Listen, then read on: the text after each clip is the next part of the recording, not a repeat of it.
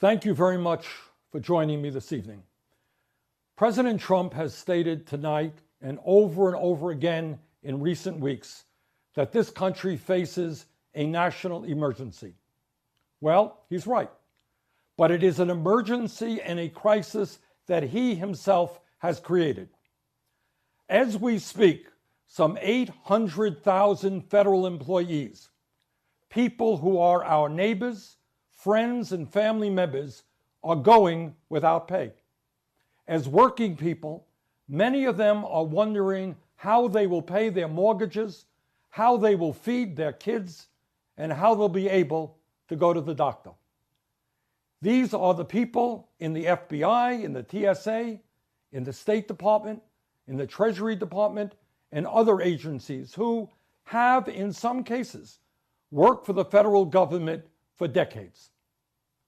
Let me just quote what one federal employee has said. Just one. Quote, "I am a single mom and a federal employee. I have $100 to last me, and my vehicle payments will not be made this month. I live paycheck to paycheck, and I can't get a side job because I still have to go to my unpaid federal job." End of quote. And she speaks for thousands of federal employees. Our federal employees deserve to be treated with respect, not held hostage as political pawns. Further, if this government shutdown continues, and Trump has indicated that he is prepared to shut it down for months, if not years, millions of Americans, including the disabled, the children, and the elderly, may not be able to get the food stamps they need to eat. Pregnant mothers and their babies may go without the nutrition assistance they need to stay healthy, as the WIC program is on the verge of running out of money. Small businesses and farmers will not be able to receive the financial assistance they need, and some may go out of business. Security at our nation's airports could be threatened if TSA employees and air control traffic controllers are not getting paid. People who are buying or selling their homes may see significant delays because the Federal Housing Administration is unable to process and approve mortgage applications. Let me be as clear as I can be. This shutdown should never have happened. As many of you will recall, on December 19th, the U.S. Senate voted unanimously to keep the government open. Unanimously. No Democrat or Republican opposed the bill that passed the Senate. It was widely expected that the following morning, December 20th, the House would do the same and the government would remain open. Unfortunately, President Trump, who started receiving criticism from an assortment of right-wing ideologues, changed his mind about the agreement and said that he would not sign any bill unless it included $5.7 billion for a wall on the southern border. And by the way, the total cost of that wall could run as high as $70 billion. In terms of this shutdown, President Trump has made it very clear who is responsible. As you will all recall, in a very public meeting he held in the Oval Office, he said, and I quote, this is quoting Donald Trump, quote, "I am proud to shut down the government. I will take the mantle. I will be the one to shut it down. I'm not going to blame you, Chuck Schumer, for it." End of quote. On January 3rd, 2019, on their first day in the majority, the Democrats in the House passed legislation to reopen the government. This was exactly the same bill unanimously passed by the Senate. Tonight, I urge Senate Majority Leader Mitch McConnell to allow that bill to come to the floor for a vote.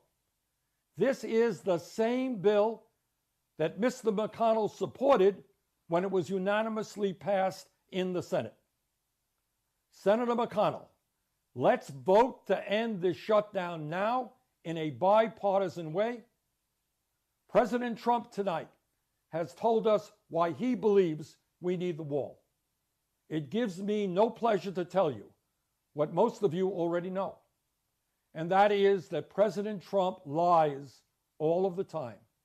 And in his remarks tonight and in recent weeks regarding immigration and the wall, he continues to lie. Just a few examples.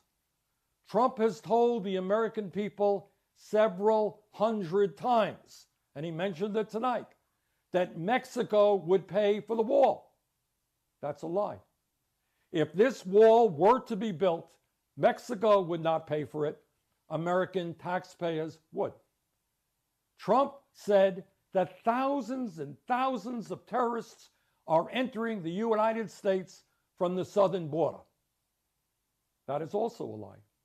According to a State Department report released in September, quote, at year's end, there was no credible evidence indicating that international terrorist groups have sent operatives via Mexico into the United States, end of quote. That's not Bernie Sanders' opinion. That is a direct quote from Trump's own State Department. Trump recently said that some ex-presidents told him that they should have built a wall. That is a lie. All 4 living ex-presidents have stated clearly that they never talked to Trump about their desire to build a wall.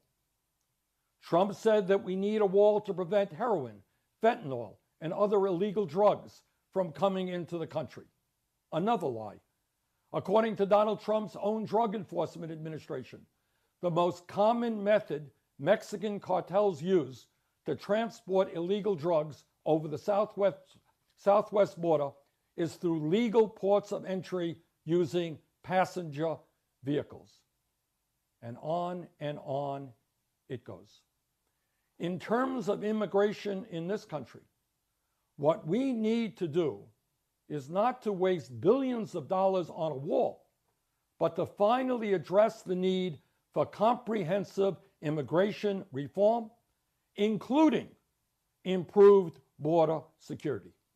It is inhumane that tiny children at the border have been torn away from their parents. It is disgraceful that 1.8 million young people raised in the United States and who know no other country but the United States have lost their legal protection under the DACA program because of Trump's actions.